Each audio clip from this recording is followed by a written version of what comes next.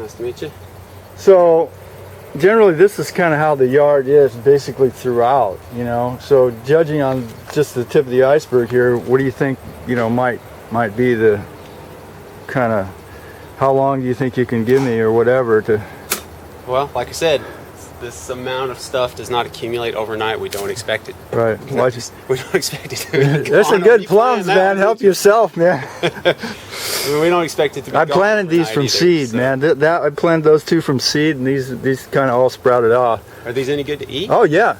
Try one, man. Red? Try one. The red ones, man. They're just like some red ones really sweet. Yeah. Cool.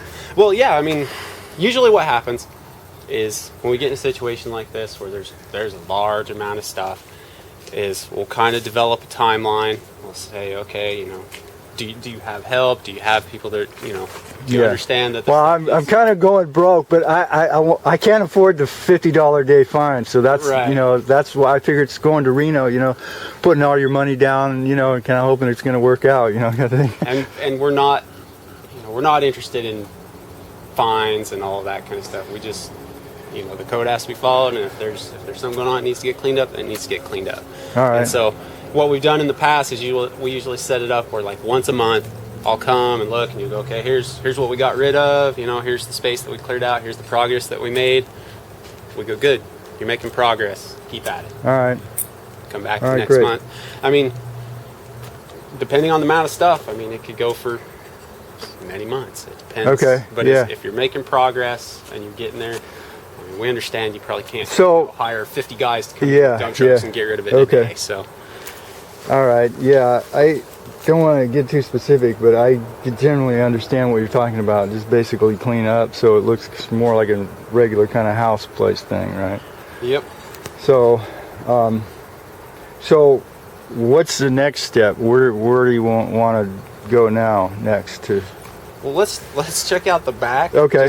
Because that's like what the guy showed him, you know, on the photo. And I hate the fact that they relied on Google Earth. I mean, it just doesn't sit well with me. For sure, it doesn't sit well with you either. But that's, you know, there's no other way to see it, so that's what we saw. So, but it looked like there was maybe 100 washing machines or refrigerators or something big and white and square, and a whole lot. I had 2 refrigerators, and they're gone. They're long gone. Unfortunately, those are the only ones they charge you for if they have free With everything else, unfortunately, those are get rid of. Halfway decent machines, you know. So, but I had to get rid of them because I know there's, you know, you can't have too many refrigerators on your property. I know that part.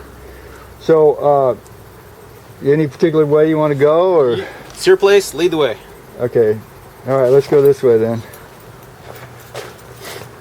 So, yeah, you know, after this is done, I'm gonna probably be able to find you some people, you know. And you are not the only guy in this situation. I promise. Okay. So these are water containers. Mm-hmm. I back up water. You know, because just in case something goes, you know, down with the system, not a problem. I use these for water. So the stuff that, like, the fire, and I didn't bring the fire folks and all that with me, but the stuff that the fire folks get worried about is stuff piled up against the structure. Okay. Especially if it's wood, like pallets and brush and things like that, because they look at that and they go into firefighting mode. They see the whole thing going up in the neighborhood. I'm an ex-firefighter, so I know what that's like. It's scary, man. Yeah. So, I mean, the first priority, I would say, and you know, we'll take a look at the rest of it. But the first priority would be get the brush, the dry stuff away. Okay. Get the wood and the pallets and the brush and stuff away from the house as much as you can, so that we can, you know, make a little bit of fire safe space there. So this was pretty much all overgrown, and actually I kind of like to keep this overgrown. It actually muffles the sound for the apartments. And they told me that. So this is my friend Art. How you doing, man? And he's and this is Brian here, and so he's kind of helping me clean out a little bit. Yeah, no, this with the brush and stuff. Okay. Don't worry about that, but the stuff piled against the house, the fire folks, that makes magic. Okay. You see that kind of stuff. So. All right. Well. Cool. I'm just. Yeah. In the picture. I'll bring it back camera. No picture, no comment. but you can't read. So yeah, we you know, we're working on getting these appliances out. There's a few still hanging out here, but this is basically the, you know, the main area.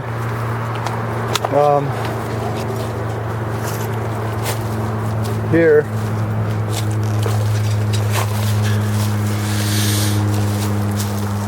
Well, actually, it's a lot less than I expected, to be honest. That's good. From good. what I was picturing, Yeah. based on that. All right. I was like, oh, That's there's good, got to yeah. be 100 washing machines back there easily.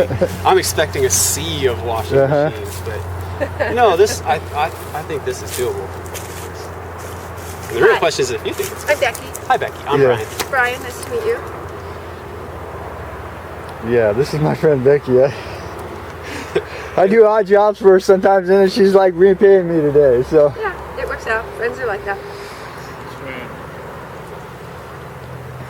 Yeah. so judging on this, are you gonna how long do you think you're gonna be able to give me for to kind of make the major improvements? How long do you think it'll take? How long has it been since you last here? I haven't been here. Oh, how long since So- the last person has been here or whatever? Well, they took pictures of the out in front, Okay. so yeah. I was going to say, based on the amount of improvement, we could. And that was just some confusion with So the building inspector. Typically, I'm a new guy. I got hired in May as a totally new position as the code enforcement manager. So before that, it was the building inspectors out of the building department most of the time that were doing the enforcement. They're like structural.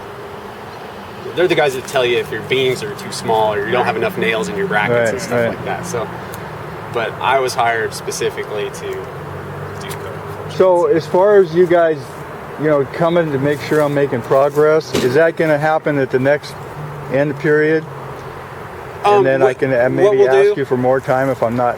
What we'll do is we won't even. What we'll do is I'll put a note in the file that says I was here, did a site visit. This is what I saw. These are the pictures. This is where we're at. And then we'll just set a date that I'll come back. I'll give you a call ahead. We'll set a date and a time, or I'll give you a call ahead of time. You know, it's not like I'm just gonna show up. How about how about you? Let's connect up like on the 25th again, or the 24th or something, and then maybe we'll do another 25th. Just keep it at a monthly. Yeah, I think maybe that would be good. Yeah. I mean that time frame works for me, and then we'll just see how it goes. I mean, we'll have record of what it is now, and if we come back and the stuff isn't piled up against us, this is what we did. Then. All right, is that good? Because I'm paying these guys, man. We got to get back to work. All right, I'm just gonna snap some photos. And I'll get out of your hair.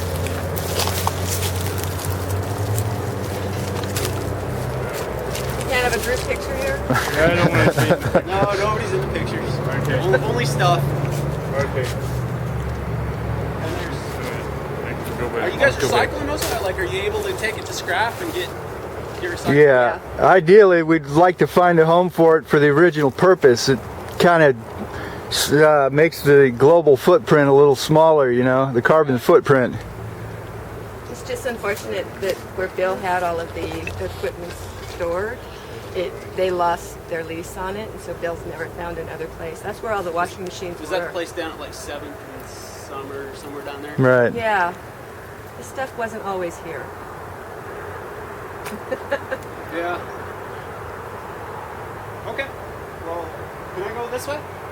Yeah, probably best to just go this way. Yeah. I'm just gonna snap a couple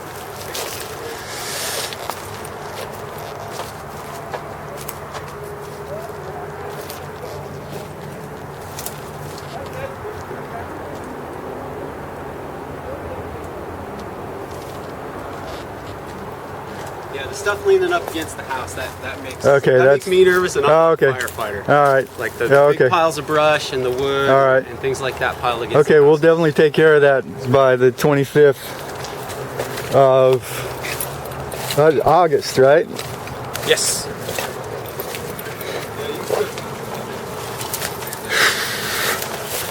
Watch your step there.